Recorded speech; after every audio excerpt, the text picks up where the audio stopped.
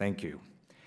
I'd first like to start off ask you, Deputy Trachtenberg, in your written testimony, you stated that we need a whole-of-government approach to defeat terrorism.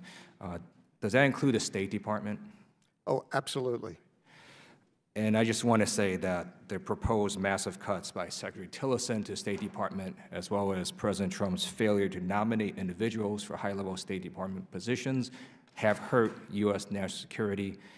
If those things are not corrected, it will further hurt U.S. national security. So, Mr. Chair, I'd like to enter for the record a letter to Secretary Mattis dated March 10th, 2017. Thank you.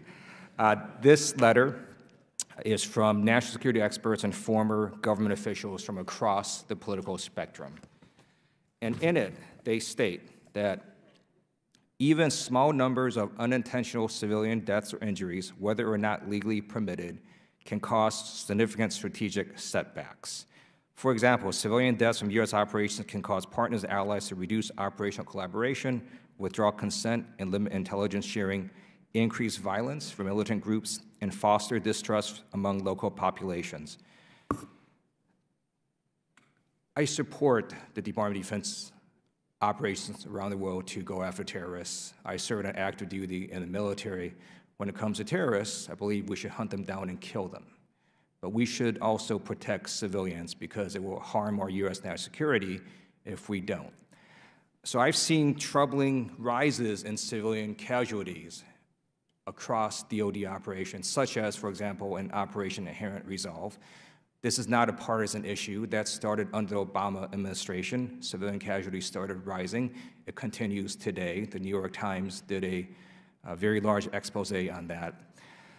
And I have before me two Daily Beast articles I'd like to enter for the record as well at the appropriate time.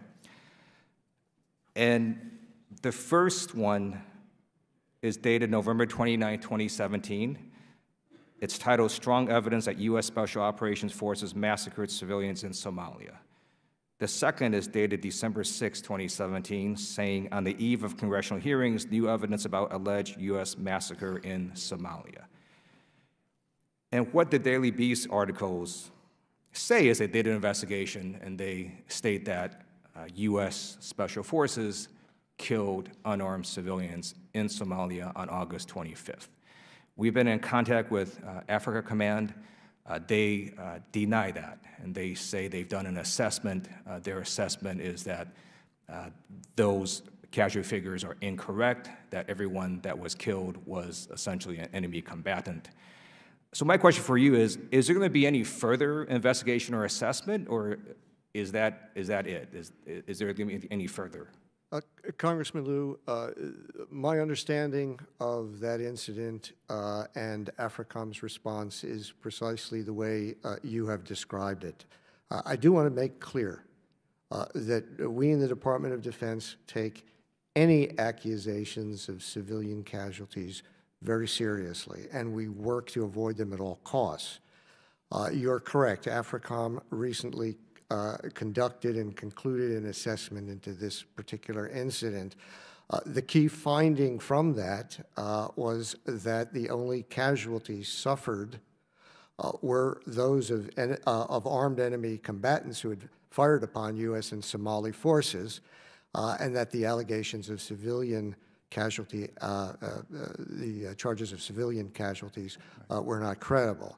I will be happy to look into your question in terms of will there be a follow-on to this, but as the information I have as of this time supports the conclusions of AFRICOM that you have mentioned. Thank you. So in light of this new Daily Beast article dated December 6, where they provide additional evidence, I strongly urge the Department of Defense to conduct a further investigation as to what actually happened on August 25th. I will take that back. Thank you. I have a limited time remaining, so let me just again say that I want to thank both you and Secretary Sullivan for your public service and appreciate you being here today.